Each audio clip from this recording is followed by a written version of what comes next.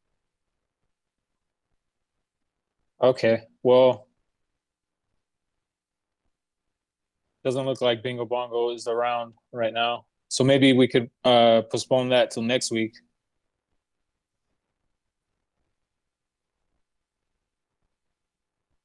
No Future, you got anything? Nothing specifically. It seems like everything's kind of tied up with a nice bow here, so I think that's great. Trying to think, is there anything else? Yeah, if you're a Latam Gotchi gang member and want to do the Gotchi greeter thing for Dev Connect, I don't have any of the details. Mr. Seb is kind of taking that on, but reach out to me or Mr. Seb and we can try to link up. Have you guys link up together in Argentina? I think it is. Yep. Awesome. All right. Cool. Thanks everybody for coming out. And see you guys next week. Peace. Peace, friends.